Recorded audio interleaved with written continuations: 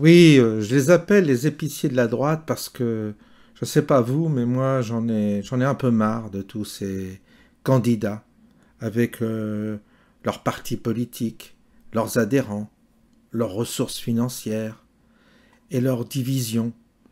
Ils sont comme ces singes-là que je vous voyais passer, ils se cherchent tous des poux dans la tête. C'est leur préoccupation première, c'est chacun s'observe et se critique. Dans la même, je dirais, dans le même ensemble qu'on appelle la droite, les patriotes, la droite classique, la droite qui plus ou moins veut sortir de l'Europe, une droite qui veut rétablir de l'ordre, une droite qui est plutôt libérale, une droite qui veut rétablir la sécurité, lutter contre l'immigration, etc. On a une droite hyper divisée parce que ils ont des mentalités d'épiciers. C'est le problème. Ils gèrent leur boutique. Et ça, leurs adversaires en sont bien conscients. Donc ils entretiennent en quelque sorte cette situation à leur profit, puisque face à eux, ils ont une équipe totalement divisée. Et non seulement elle se divise, mais au lieu de critiquer l'adversaire, c'est-à-dire la gauche et le centre, ils se critiquent entre eux. Ils ne s'aiment pas. Ils ne se supportent pas. Ils sont incapables de créer des alliances. Et donc, ils ont des égos tous surdimensionnés. Ils ont une jalousie vis-à-vis des uns des autres parce qu'en fait, ils se partagent une clientèle.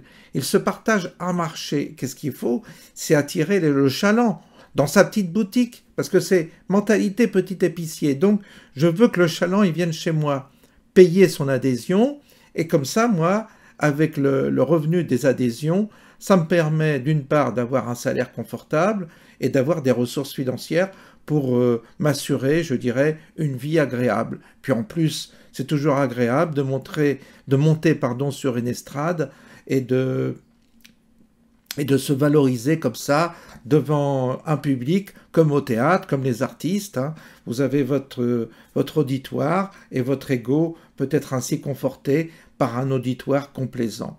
Donc voilà un peu en quoi consiste la politique.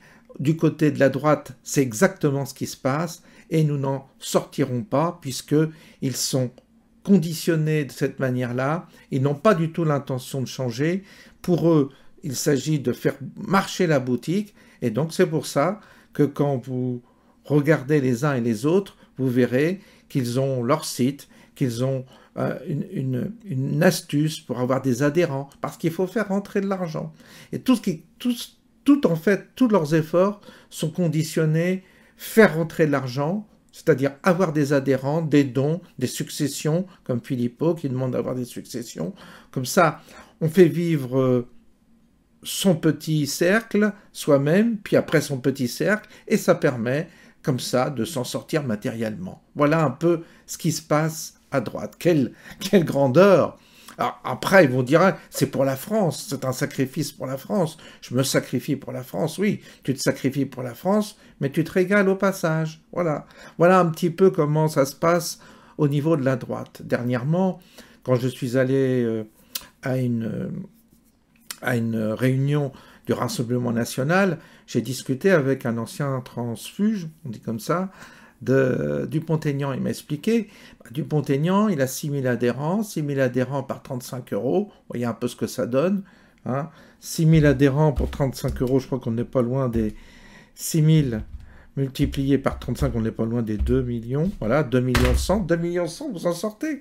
Donc il a son chauffeur, sa voiture de fonction, un bon salaire. 2 millions, c'est déjà pas mal. Quand vous avez une boutique qui vous ramène 2 millions, vous avez quand même de quoi avoir un chauffeur, d'avoir... puis après, vous avez une ribambelle de bénévoles toujours un petit peu naïfs qui croient à leur messie.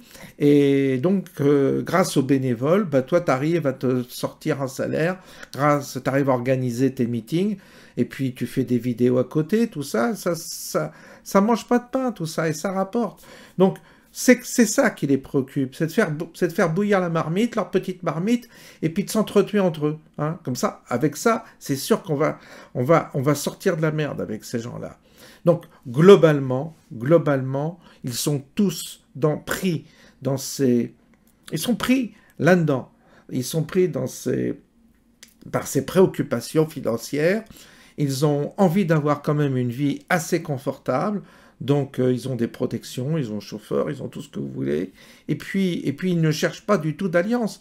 Parce que à partir du moment où ils cherchent une alliance, ils vont perdre leurs ressources. Évidemment, il va falloir se partager le gâteau. Et là, c'est des discussions à ne pas en finir. C'est pour ça que vous ne les verrez jamais s'allier. Parce qu'en réalité, ils vont y perdre financièrement. Et du coup, ils n'y trouveront pas leur intérêt matériel. Donc ils n'ont aucune ambition pour la France, ils n'ont aucune volonté de nous sortir, nous, de cette situation. Ils n'ont pas, si vous voulez, la dimension et le charisme de l'homme providentiel que tout le monde espère, mais qu'il semble ne pas venir. Donc on va trouver l'homme providentiel, toujours, on va vous présenter toujours un homme providentiel. Il n'y a pas d'homme providentiel pour l'instant, parce qu'il n'y a personne qui est capable, qui est en capacité de réunir tout ce monde-là et de les associer à un véritable projet. Voilà le souci de la droite. Alors, il est évident que dans ces conditions, nous allons vivre une crise profonde. Nous allons donc vivre peut-être une situation compliquée avec l'extérieur, avec la Russie. Peut-être qu'on va rentrer fraternellement, nous allons faire une coalition avec l'OTAN, avec les autres pays d'Europe, voire les États-Unis, encore que là, j'ai des doutes, pour s'engager dans un conflit qui fatalement, va nous ratatiner à tout point de vue, nous ratatiner financièrement, nous ratatiner les derniers hommes qui ont de la valeur iront se sacrifier, toute la racaille restera chez nous, et puis ils iront se servir dans vos frigidaires quand il n'y aura plus de quoi becqueter. De plus, vous avez une situation financière calamiteuse. Beaucoup de petites entreprises sont en train de s'effondrer autour de moi. J'ai beaucoup d'amis, de connaissances où ça va très très mal. Ça dépose le bilan, il y en a qui ont les huissiers, il y en a qui galèrent, il y a trop de charges. Enfin bref, la situation est catastrophique sur le plan financier et je le vois autour de moi. Vous avez beaucoup d'entreprises du secteur automobile qui sont en train de s'effondrer, des sous-traitants également, et puis vous avez Jiffy, vous avez des boîtes comme, je crois, vous avez Chiffy ou d'autres, Casa, tout ça, qui sont en train aussi de s'effondrer. Donc il va y avoir une séquence sur le plan matériel pour tout le monde qui va être très très difficile. Là, c'est les agriculteurs et les indépendants qui trinquent, et derrière, vous aurez les salariés. Après, ne me posez pas la question de savoir qui va payer le chômage. Ne me posez pas la question de savoir qui va payer les retraites. Et si en plus de cela, vous avez une guerre, alors là, au moins, on verra dans ce cataclysme général, on verra qui aura l'ampleur, le charisme, je ne sais pas, la dimension pour relever le pays. Peut-être que là, à ce moment-là, un être apparaîtra, un être surnaturel apparaîtra pour nous sortir de là. Aujourd'hui, ce sont les petites combines. On essaie de survivre dans un marécage absolument glauque et malsain. C'est la situation de notre pays. Alors à gauche, ils sont un peu plus intelligents parce qu'ils arrivent à s'unir quand même, ils arrivent à faire une union. Mais quelle union d'ailleurs? Mais ils y arrivent quand même. Mais à droite, c'est une catastrophe. Et on voit bien qu'à travers les interventions des uns et des autres, qu'aucun n'est capable de proposer, je dirais, une candidature fiable rassemblant tous ces petits partis qui se divisent les uns les autres et qui passent leur journée à se critiquer pour justement survivre dans ce fameux marécage. Je vous souhaite une bonne soirée et je vous dis à bientôt.